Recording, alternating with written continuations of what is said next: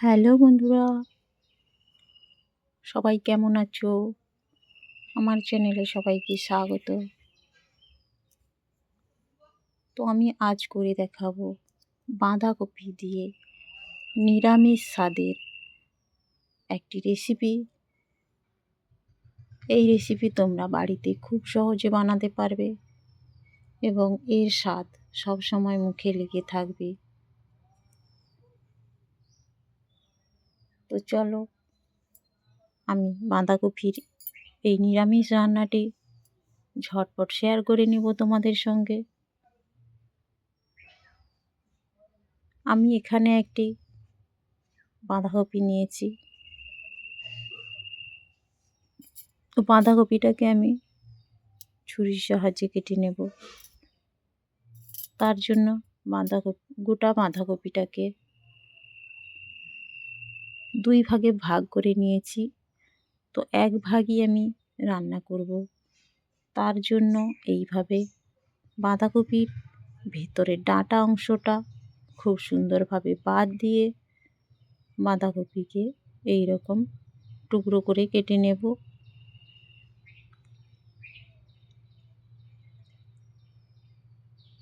বাঁধাকপিটা আমি এইভাবে কেটে সিদ্ধ করব, যার জন্য ডাঁটা অংশটা আমার ভালো লাগবে না, বা ডাঁটা অংশটা থাকলে শক্ত থেকে যাবে। তার জন্য ডাঁটা অংশটা বাদ দিয়ে দিচ্ছি। এইভাবে খুব সুন্দর করে ডাঁটা অংশটাকে তুলে নিয়ে কপিটাকে এবার টুকরো করে কেটে নেব।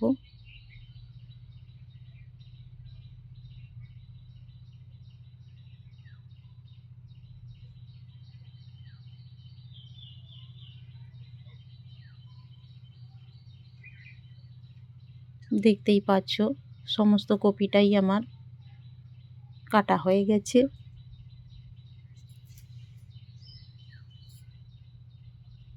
এবার আমি কপিটাকে সেদ্ধ করে নেব। তো সেদ্ধ করার জন্য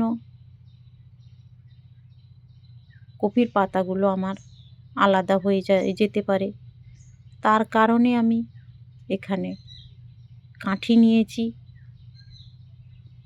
কপির পাতাগুলো একসঙ্গে ধরে কাঠিটা দিয়ে আটকে দেব।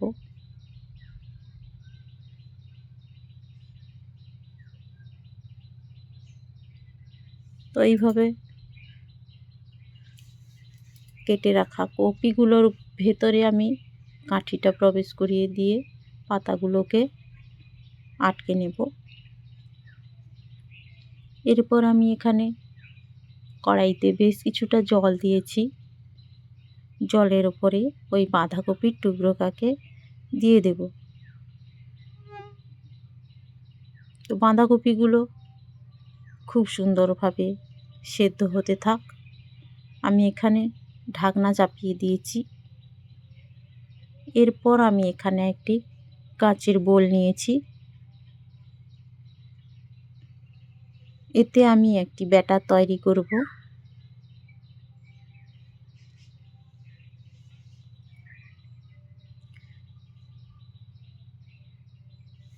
এখানে আমি নিয়ে নিচ্ছি কিছুটা পরিমাণ বেসন।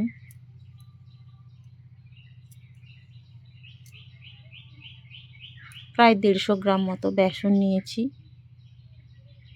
দিয়ে দিচ্ছি অল্প পরিমাণ কালো জিরে। দিয়ে দিলাম স্বাদ মতো লবণ এবং দিয়ে দিচ্ছি অল্প পরিমাণ হলুদ গুঁড়ো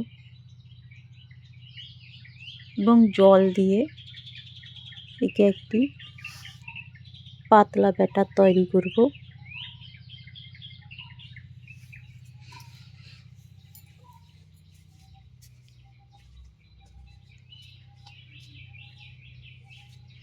ব্যাটার তৈরি হয়ে গেছে এবং এদিকে আমার কপিগুলো খুব সুন্দরভাবে সেদ্ধ হয়ে গেছে।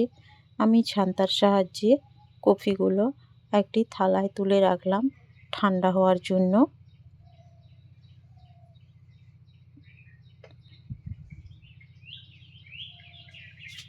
এরপর কপিগুলো ঠান্ডা হলে আমি ওর মধ্যে থেকে কাঠিগুলোকে খুব সুন্দরভাবে বের করে নেব।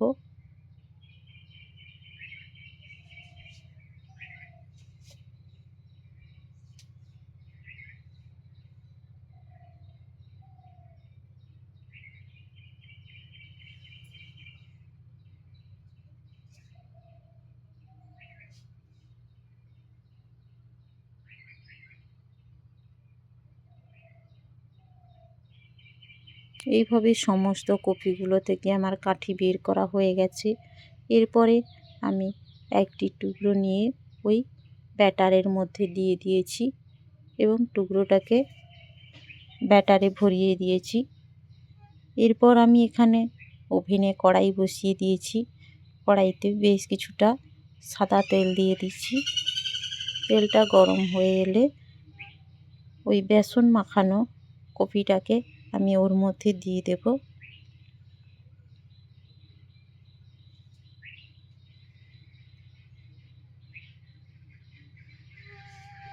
তো ধীরে ধীরে এই সময় খুব সুন্দরভাবে কপিটাকে ভেজে নেব। তো আমি আবারও এখানে একটি কপি দিয়ে দিলাম।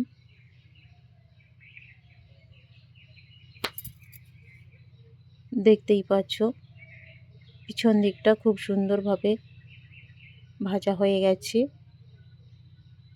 তো আমি এইভাবে উল্টে দিলাম।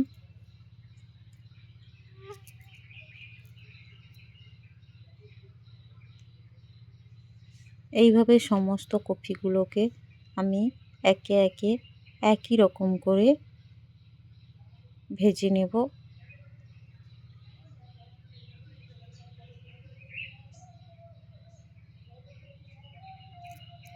কপিগুলো ভাজা হয়ে গেছে।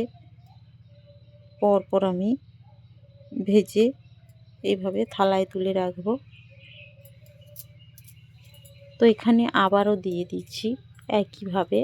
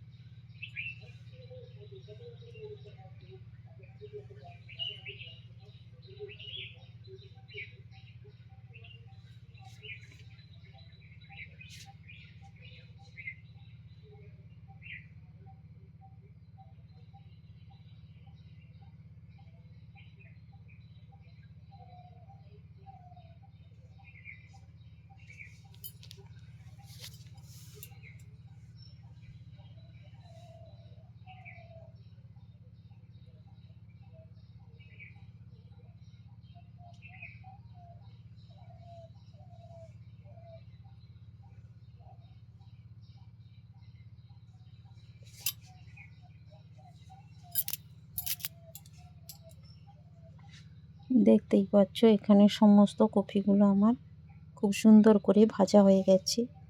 এরপর ওই কড়াইতে আমি মশলা দিয়ে দেব। তো এই রেসিপি রান্নার জন্য বেশি কিছু একটা মশলা লাগছে না। গরম তেলে আমি প্রথমে দিয়ে দিচ্ছি অল্প পরিমাণ চিনি। যেহেতু আমার নিরামিষ রান্না হবে তো তরকারিটা একটু মিষ্টি স্বাদ হলে খুব ভালো লাগবে। তো ওপরে দিয়ে দিলাম 5 ফোড়ন, দিয়ে দিলাম 1 চামচ বেটে রাখা আদা। এবার দিয়ে দেব কেটে রাখা টমেটো, দিয়ে একসঙ্গে আমি খুব সুন্দরভাবে নেড়ে নেব।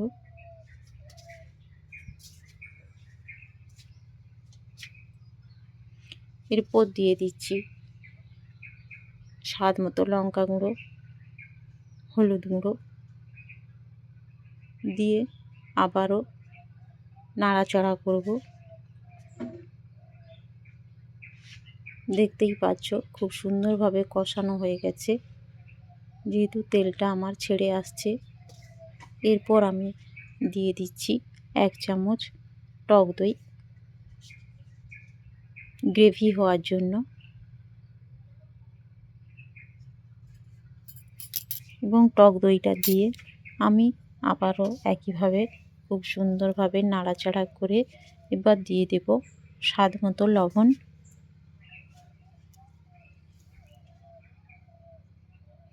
দিয়ে দিলাম কিছুটা পরিমাণ কাঁচা মটর,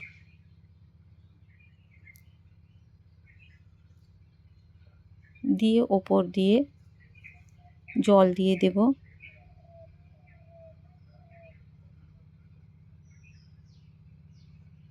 জল দেওয়ার পর যখন ফুটতে শুরু করবে ওখানে দিয়ে দেব ভেজে রাখা বাঁধাকপিগুলো, দিয়ে প্রায় 1 মিনিট মতো ওতে ফুটে গেলে রেসিপিটা নামিয়ে নেব। দেখতেই পাচ্ছ খুব সুন্দরভাবে আমার রেসিপিটা তৈরি হয়ে গেছে। তো আমি উপর থেকে দিয়ে দেব 1 চামচ গরম মশলার গুঁড়ো। তো বন্ধুরা, তোমরা বাড়িতে অবশ্যই বানিয়ে দেখো, খুব সুন্দর লাগবে খেতে,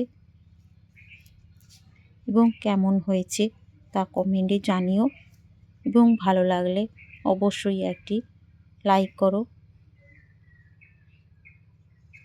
তো আবারও দেখা হচ্ছে তোমাদের সঙ্গে নতুন স্বাদের নতুন এক রেসিপি নিয়ে।